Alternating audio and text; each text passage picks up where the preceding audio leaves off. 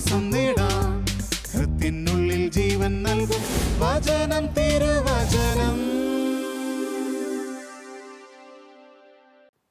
യേശുവിൽ ഏറ്റവും പ്രിയപ്പെട്ട എൻ്റെ സഹോദരി സഹോദരന്മാരെ, ശാലോം ടെലിവിഷൻ്റെ വചനം തിരുവചനം ശുശ്രൂഷയിൽ ഇന്ന് നമ്മൾ ചിന്തിക്കുന്ന വിഷയം വിശ്വാസവും അവിശ്വാസവും മാറി മാറി നമ്മുടെ ജീവിതത്തിൽ വരുമ്പോൾ നാം എന്ത് ചെയ്യണം എന്നതിനെ പറ്റിയാണ്. എന്താണ് കർത്താവിൻ്റെ മനസ്സ്? അതറിയുവാൻ ഇന്ന് നമ്മൾ മത്തായി സുവിശേഷം അതിൻ്റെ 14-ാമത്തെ അധ്യായത്തിലേക്ക് പ്രവേശിക്കുകയാണ്. അവിടെ നമ്മൾ കാണുന്ന രംഗം ഇതാണ്. നമ്മൾ ഒത്തിരി കേട്ടിട്ടുള്ള ഒരു രംഗമാണത്. കർത്താവ് കൂടെ ഇല്ലാതിരുന്ന ശിഷ്യന്മാർ കർത്താവ് ഇല്ലാതിരുന്ന വള്ളത്തിൽ ഗലീലിയ കടലിലൂടെ അക്കരയ്ക്ക് പോകുന്നു. യാത്ര ഏതാണ്ട് പകുതി കഴിഞ്ഞപ്പോൾ ശക്തമായ കൊടുങ്കാറ്റടിക്കുന്നു. സമയം രാത്രിയാണ്. വലിയ തിരമാലകൾ ഉയരുന്നു. ഈ സമയത്ത് അവർ മുങ്ങിപ്പോകുമെന്ന് വിചാരിക്കുന്നു. എല്ലാം തീർന്നു എന്ന് വിചാരിക്കുന്ന സമയത്ത് യേശുക്രിസ്തു കടലിൻ്റെ മുകളിൽ കൂടെ നടന്നു വരുന്നു. ഇത് കണ്ട പത്രോസ് വെള്ളത്തിൻ്റെ മുകളിൽ കൂടെ നടക്കുന്നു. പിന്നീട് മുങ്ങിപ്പോകുന്നു. വീണ്ടും കർത്താവെന്ന് വിളിക്കുമ്പോൾ കർത്താവ് വന്ന് അവനെ കൈ നീട്ടി പൊക്കിയെടുക്കുന്നു. തിരിച്ച് കർത്താവും പത്രോസും കൂടെ വള്ളത്തിലേക്ക് കയറുന്നു. ഇതാണ് രംഗം. ഈ ഒരു ഭാഗത്തുകൂടി കർത്താവ് തരുന്ന മനോഹരമായ ഒരു സന്ദേശം ഇന്ന് നിങ്ങളുമായിട്ട് പങ്കുവയ്ക്കാൻ ഞാൻ ആഗ്രഹിക്കുകയാണ്. ഒന്ന്, വിശ്വാസവും അവിശ്വാസവും നമ്മുടെ ജീവിതത്തിൽ മാറി മാറി ഉയർന്നു വരുവാൻ സാധ്യതയുണ്ട്. പ്രിയപ്പെട്ടവരെ, നമ്മൾ പച്ച മനുഷ്യരാണ്. നമ്മൾ മണ്ണിൽ നിന്ന് എടുക്കപ്പെട്ടവരും മണ്ണിലേക്ക് തന്നെ മടങ്ങേണ്ടവരുമാണ്. ഈശോയെ കൂടാതെ നമുക്കൊന്നും ചെയ്യാൻ സാധിക്കില്ല എന്ന് യോഹന്നാന്റെ സുവിശേഷം 15-ാമത്തെ അധ്യായത്തിൽ കർത്താവ് തന്നെ വ്യക്തമായിട്ട് പഠിപ്പിച്ചിട്ടുണ്ട്. അപ്പോൾ നമ്മൾ വിചാരിക്കും, ഇതാ തിങ്കളാഴ്ച ദിവസം നമ്മുടെ വിശ്വാസം പർവ്വതത്തിൻ്റെ മുകളിൽ നിൽക്കുകയാണ്. ചൊവ്വാഴ്ച ദിവസം വൈകുന്നേരം എത്തിയപ്പോൾ നമ്മൾ പടുകുഴിയിൽ കിടക്കുകയാണ്. വീണ്ടും നമ്മൾ ശാലോം TV-യിലെ ഒരു പ്രസംഗം കേൾക്കുന്നു. നമ്മൾ സടകുടഞ്ഞ് എഴുന്നേൽക്കുന്നു. ബുധനാഴ്ചയായപ്പോൾ നമ്മൾ വീണ്ടും പർവ്വതത്തിൻ്റെ മുകളിലെത്തുന്നു. വ്യാഴാഴ്ച ഒരു ജീവിത പ്രശ്നം ആഞ്ഞടിച്ചു. നമ്മളിതാ പടുകുഴി കിടക്കുന്നു. ദൈവം എന്നെ കൈവിട്ടോ എന്ന് ചിന്തിക്കുന്നു. പ്രിയപ്പെട്ടവരെ, എൻ്റെയും നിങ്ങളുടെയും ജീവിതത്തിലെ പച്ചയായ ഒരു യാഥാർത്ഥ്യമാണ്, ജീവിതാനുഭവമാണ് പരിശുദ്ധാത്മാവ് ശരിക്കും പറഞ്ഞാൽ ഇവിടെ എഴുതി വച്ചിരിക്കുന്നത്. പത്രോസ് കർത്താവിൻ്റെ അരുമ ശിഷ്യനായിരുന്നിട്ട് പോലും വിശ്വാസവും അവിശ്വാസവും മാറി മാറി വരുന്നു. അതായത് വെള്ളത്തിൻ്റെ മുകളിൽ കൂടി നടക്കാനുള്ള വലിയൊരു വിശ്വാസം, കുറച്ച് കഴിഞ്ഞ ഉടൻ തന്നെ, അല്ലെങ്കിൽ ഒരു 5 മിനിറ്റ് കഴിഞ്ഞ ഉടൻ തന്നെ വലിയൊരു അവിശ്വാസം, സംശയം വന്ന് അദ്ദേഹം വെള്ളത്തിലേക്ക് മുങ്ങിപ്പോകുന്നതും കാണുന്നു. വീണ്ടും അദ്ദേഹത്തിന് വിശ്വാസം കിട്ടുന്നു. അപ്പോൾ ഈ മാറിയും തിരിഞ്ഞുമുള്ള ഒരു അവസ്ഥ, അത് പ്രിയപ്പെട്ടവർ ഇങ്ങനെ ഉണ്ടാകുമ്പോൾ നമ്മൾ ഒരുപാട് അസ്വസ്ഥപ്പെടരുത് എന്നാണ് കർത്താവ് പഠിപ്പിക്കുന്നത്. വലിയ വിശുദ്ധരുടെ ജീവിതത്തിൽ പോലും ഇങ്ങനെയുള്ള അനുഭവങ്ങൾ ഉണ്ടായിട്ടുണ്ട്. ഉദാഹരണം, നമ്മളൊക്കെ ഒത്തിരി ബഹുമാനിക്കുകയും ആദരിക്കുകയും ചെയ്യുന്ന വിശുദ്ധ മദർ തെരേസയുടെ ജീവിതത്തിൽ അത്ഭുതകരമായ വിശ്വാസത്തിൻ്റെ ഉടമയായിരുന്ന മദറിൻ്റെ ജീവിതത്തിൽ തൻ്റെ ജീവിതത്തിൻ്റെ അവസാന കാലഘട്ടങ്ങളിൽ ദൈവമുണ്ടായിരുന്നോ എന്നൊരു സംശയം, ദൈവം യഥാർത്ഥത്തിൽ ഉണ്ടോ എന്ന വലിയൊരു അന്ധകാരത്തിൻ്റെ സംശയത്തിൻ്റെതായ ഒരു അനുഭവം മദറിൻ്റെ ജീവിതത്തിൽ ശക്തമായിട്ടുണ്ടായിരുന്നുവെന്ന് മദർ രേഖപ്പെടുത്തുന്നു. മദർ അതിനെക്കുറിച്ച് തുറന്ന് പറഞ്ഞതുകൊണ്ട് നമുക്കൊരു ആശ്വാസമാണ്.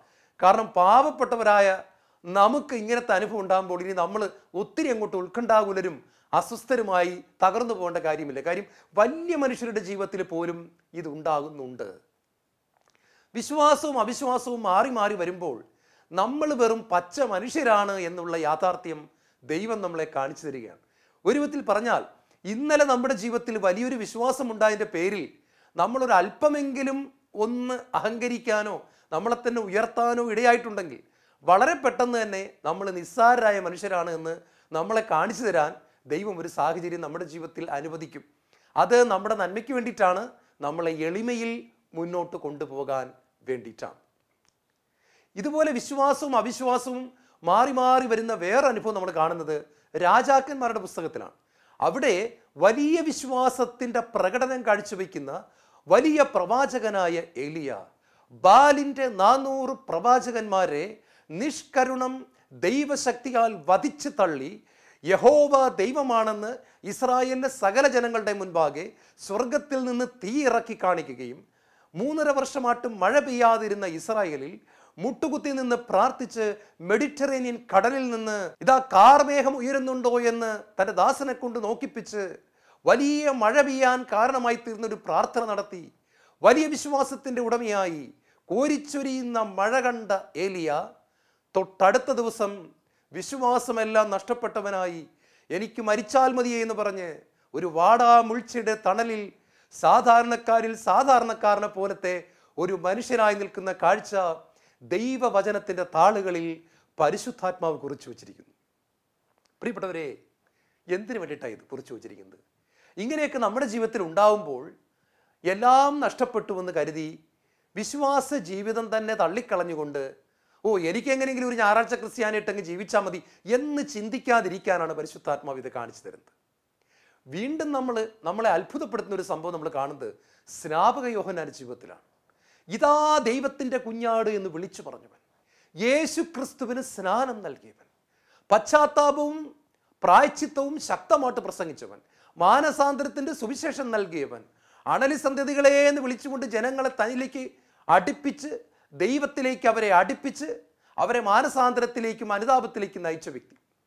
അന്ത്രയോസിനോടും യോഹന്നാനോടും ആവർത്തിച്ച് പറഞ്ഞ് ഇതാണ് ദൈവത്തിൻ്റെ കുഞ്ഞാടെന്ന് പറഞ്ഞ് സ്വന്തം ടീമിൽ നിന്ന് തന്നെ സ്നേഹത്തോടെ അവരെ യേശുവിൻ്റെ പക്കലേക്ക് പറഞ്ഞു വിട്ടവൻ, ദൈവത്തിൻ്റെ ശബ്ദമാണെന്ന് പറഞ്ഞവൻ, മരുഭൂമിയിൽ വഴിയൊരുക്കാൻ വന്നവനാണെന്ന് പറഞ്ഞവൻ, ഇങ്ങനെയെല്ലാം പറഞ്ഞ കർത്താവിന് വഴിയൊരുക്കാൻ വന്ന സ്നാപക യോഹന്നാൻ ഹേറോദേസ് പിടിച്ച് ജയിലിലിട്ട് കുറച്ച് ദിവസം കഴിഞ്ഞപ്പോൾ സംശയത്തിന് അടിമപ്പെട്ടു പോവുകയാണ്.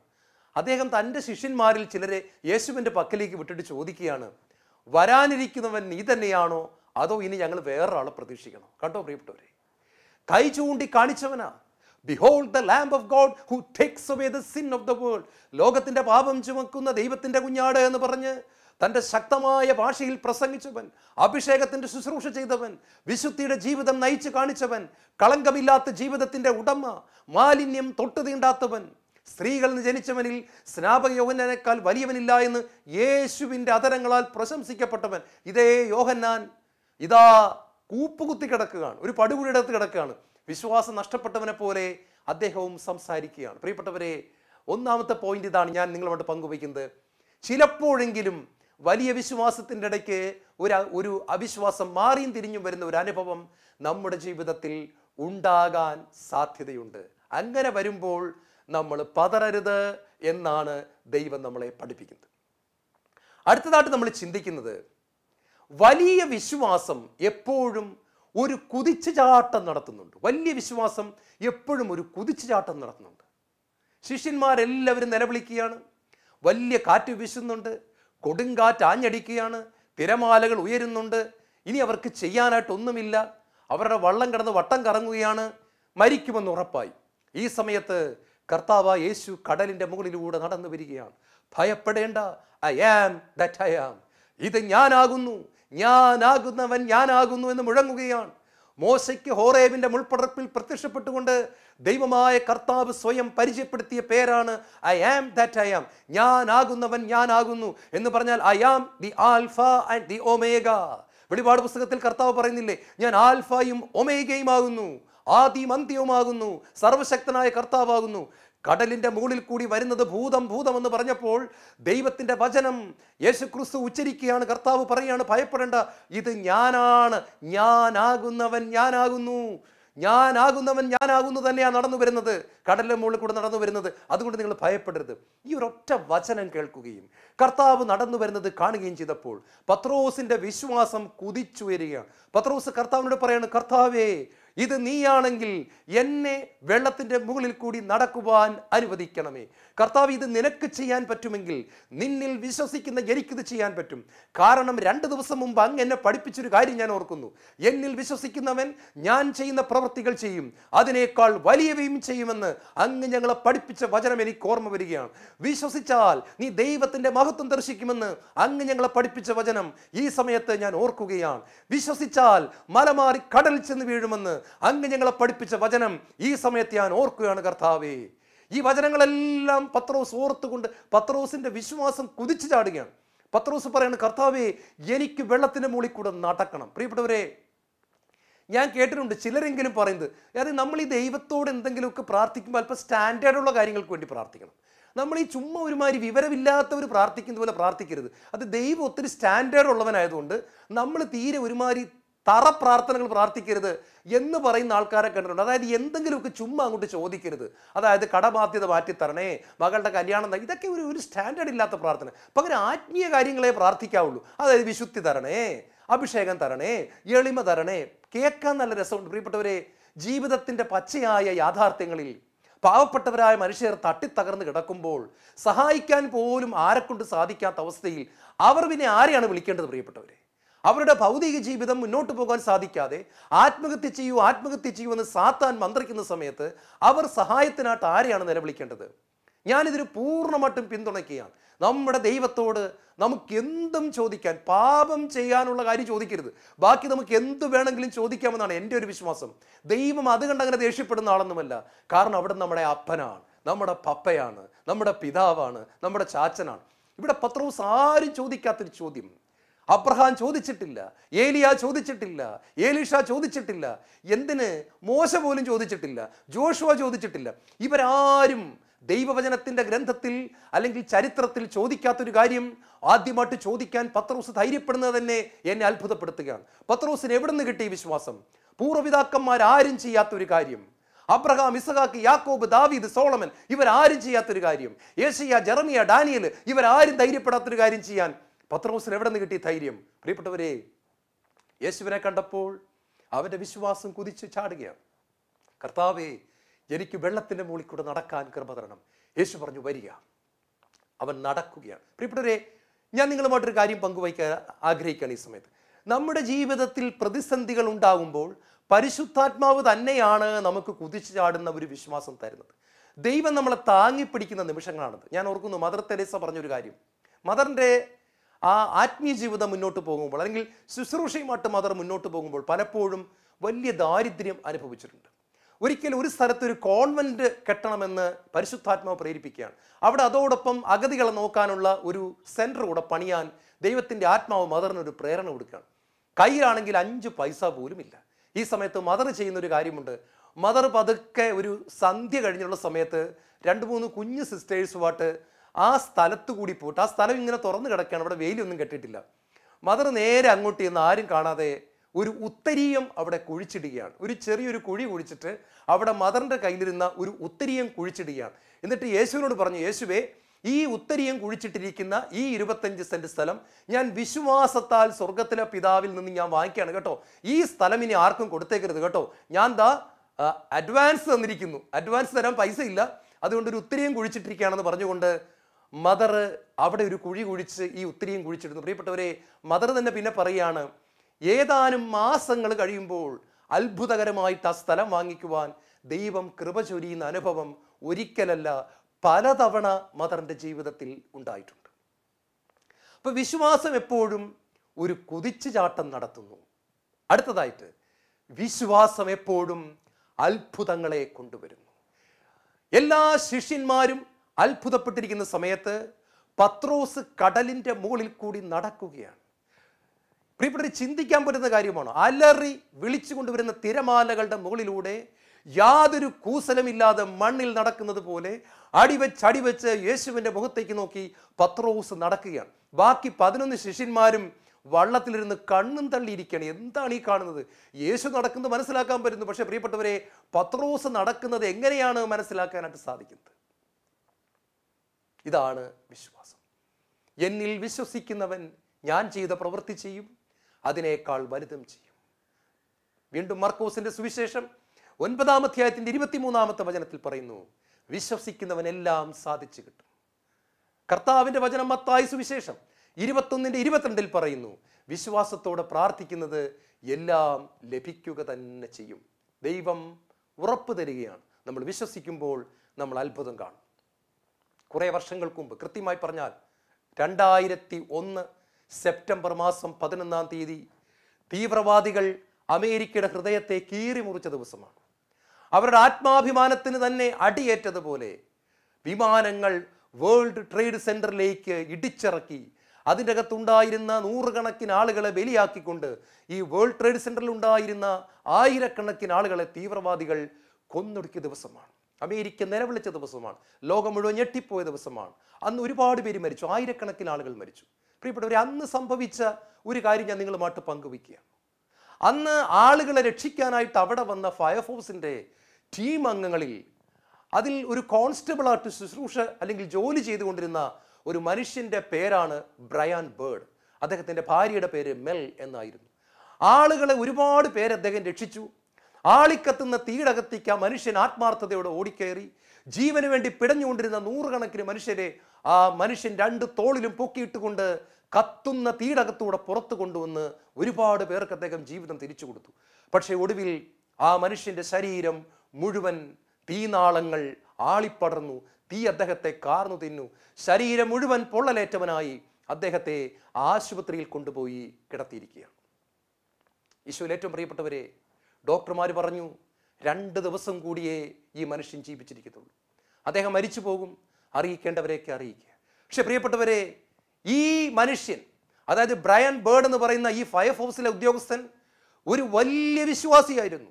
യേശു ക്രിസ്തുവിനെ നെഞ്ചോട് ചേർത്ത് പിടിച്ച് നടക്കുന്നവൻ, പരിശുദ്ധാത്മാവിന്റെ അഗ്നി അഭിഷേകം ഏറ്റുവാങ്ങിയവൻ, ദൈവവചനം പോക്കറ്റിൽ കൊണ്ട് നടക്കുന്നവൻ, കർത്താവിനെ എല്ലാം മറന്ന് സ്നേഹിക്കുന്നവൻ.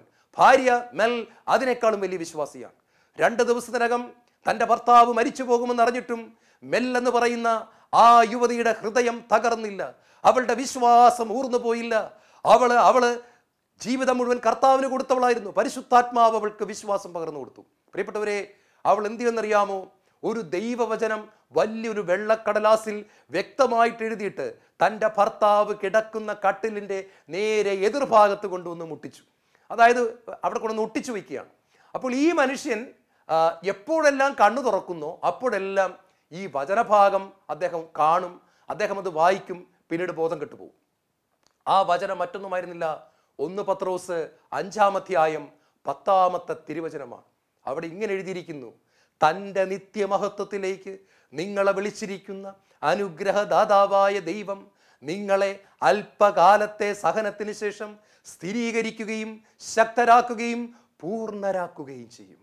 തൻ്റെ നിത്യമഹത്വത്തിലേക്ക്, തൻ്റെ ഗ്ലോറിയസ് പ്രസൻസിലേക്ക്, തൻ്റെ തേജസ്സിലേക്ക് നിങ്ങളെ വിളിച്ചിരിക്കുന്ന, അനുഗ്രഹിക്കാൻ മാത്രം അറിയാവുന്ന ദൈവം, അനുഗ്രഹദാതാവായ ദൈവം അല്പകാലത്തെ സഹനത്തിന് ശേഷം നിങ്ങളെ ശക്തരാക്കുകയും സ്ഥിരീകരിക്കുകയും പൂർണ്ണരാക്കുകയും ചെയ്യും.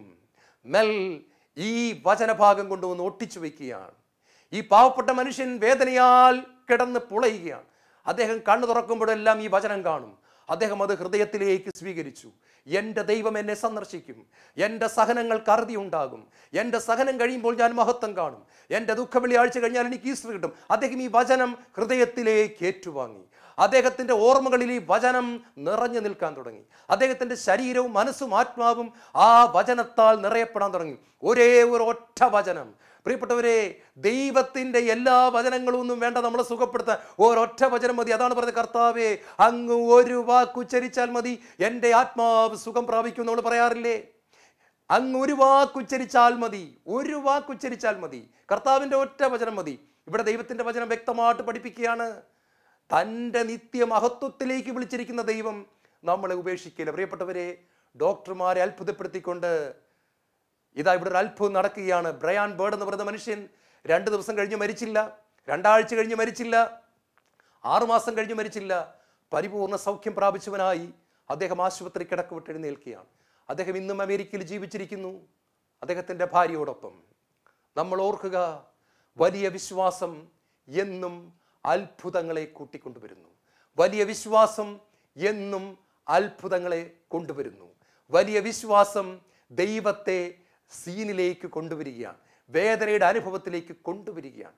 ഞാൻ എപ്പോഴും ഓർക്കാറുണ്ട്, 17 വയസ്സുള്ള ദാവീദിന് എങ്ങനെയാണ് മല്ലനായ 8 അടി പൊക്കമുള്ള ഗോലിയാത്തിനെ കണ്ടപ്പോൾ, അന്നത്തെ മല്ലന്മാരെ കുറിച്ച് പഠിക്കുമ്പോൾ പറഞ്ഞത് 12 വിരലുകൾ ഉണ്ടായിരുന്നതാണ്. 8.5 അടിയോളം പൊക്കമുള്ള മല്ലനെ കണ്ടാൽ ഒരു 17 വയസ്സുകാരന് എങ്ങനെയാണ് അവന് ധൈര്യം കിട്ടുന്നത്? പക്ഷേ പ്രിയപ്പെട്ടവരെ, അവൻ്റെ വിശ്വാസം അവനെ കൊണ്ട് അത്ഭുതം ചെയ്യിക്കുകയാണ്. അവൻ്റെ വിശ്വാസം കുതിച്ചുയർന്നു. അതുകൊണ്ട് ഗോലിയാത്തിൻ്റെ തല അവൻ വെട്ടിയെടുക്കുകയാണ്. നമ്മൾ ഓർക്കണം, വിശ്വാസം എപ്പോഴും അത്ഭുതങ്ങൾ ചെയ്തുകൊണ്ടിരിക്കുന്നു. അവസാനമായിട്ട് നമ്മുടെ വിശ്വാസം ഇടയ്ക്ക് വെച്ച് നഷ്ടപ്പെട്ടു പോകുമ്പോൾ നമ്മൾ എന്താണ് ചെയ്യേണ്ടത്? അവിടെ നമുക്ക് ചെയ്യാൻ ഒറ്റ കാര്യമുള്ളൂ. അത് പത്രോസ് ലീഹ കൃത്യമായിട്ട് കാണിച്ചിരുന്നുണ്ട്. അദ്ദേഹം വെള്ളത്തിലേക്ക് താഴ്ന്നു പോകുന്ന സമയത്ത് അദ്ദേഹം യോഹന്നാനേ എന്നല്ല വിളിച്ചത്. എടാ യൂദാസേ, നിങ്ങൾ 11 പേരും കൂടെ എങ്ങോട്ട് ചാടറാ എന്നല്ല പറഞ്ഞ കാര്യം. ഈ പത്രോസിനറിയാം അവന്മാർ എന്നേക്കാളും പ്രശ്നമാണ്. അവന്മാരെ എങ്ങാനും ഞാൻ വിളിച്ചാൽ വെപ്രാളത്തിനെങ്ങാനും അവന്മാരെടുത്ത് ചാടിയാൽ ഈ 12 എണ്ണവും കൂടി ഒരുമിച്ച് മുങ്ങിപ്പോവും. അത് പത്രോസിന് നന്നായിട്ട് അറിയാം. മാത്രമല്ല, മനുഷ്യനിൽ ആശ്രയിക്കുന്നതിനേക്കാൾ നല്ലത് കർത്താവിൽ ആശ്രയിക്കുന്നതാണെന്ന് സങ്കീർത്തന പുസ്തകത്തിൽ പത്രോസ് ഒരുപാട് തവണ അത് വായിച്ച് കേട്ടിട്ടുള്ളതാണ്. പത്രോസിനറിയാം ഇവന്മാരെ വിളിച്ചിട്ട് ഒരു കാര്യമില്ല. പ്രിയപ്പെട്ടവരെ, പത്രോസിന് വിളിക്കേണ്ടവനെ അറിയാമായിരുന്നു.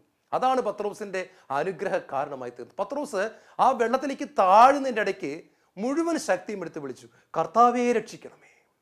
ആ കർത്താവ് എനിക്ക് ഇഷ്ടപ്പെട്ടത്. യേശു എന്നല്ല അവിടെ വിളിക്കുന്നത്, കർത്താവ്. കർത്തൃത്വമുള്ളവനെ, ഭരണമുള്ളവനെ, ആധിപത്യമുള്ളവനെ, അധികാരമുള്ളവനെ, അതോറിറ്റി ഉള്ളവനെ, എല്ലാറ്റിൻ്റെ മേലും വിജയമെടുക്കാൻ കഴിവുള്ളവനെ, വിജയാളിയായവനെ, എൻ്റെ കർത്താവേ. പ്രിയപ്പെട്ടവരെ, ആ കർത്താവിൻ്റെ നാമം വിളിച്ചപേക്ഷിക്കുന്നവർ രക്ഷ പ്രാപിക്കുമെന്ന് റോമാലേഖനം 10, 12, 13 നമ്മൾ വായിക്കുന്നത് വെറുതെ അല്ല. കർത്താവേ എന്നെ രക്ഷിക്കണമേ. ആ വിളിയിൽ കർത്താവ് വെള്ളത്തിൻ്റെ മുകളിലൂടെ നടന്നു വന്ന് പത്രോസിനെ കൈക്ക് പിടിക്കുകയാണ്. അല്പവിശ്വാസി, നീ എന്തിനാ ഭയപ്പെട്ടത്? ഞാനില്ലടാ നിൻ്റെ കൂടെ. ഞാൻ നിൻ്റെ അടുത്തുള്ളപ്പോൾ നീ എന്തിനാ ഭയപ്പെട്ടത്? പ്രിയപ്പെട്ടവരെ, നമ്മുടെ വിശ്വാസം താഴെ പോകുമ്പോൾ നമ്മുടെ വിശ്വാസം തിരിച്ചു കൊണ്ടുവരാൻ ഒറ്റ വഴിയുള്ളൂ. ദൈവ സാന്നിധ്യം വ്യാപരിക്കുന്ന ഏതെങ്കിലും ഒരു കൂട്ടായ്മയിൽ പോവുക. തനിയെ വിളിച്ചിട്ട് രക്ഷപ്പെടാൻ പറ്റുന്നില്ലെങ്കിൽ ദൈവ സാന്നിധ്യം വരുന്ന ഒരു കൂട്ടായ്മയിൽ പോവുക. ദൈവ സാന്നിധ്യം വരുന്ന ഒരു സ്ഥലത്ത് പോവുക. ദൈവ സാന്നിധ്യമുള്ള ഒരു ധ്യാനത്തിൽ ശക്തമായിട്ട് പങ്കെടുക്കുക.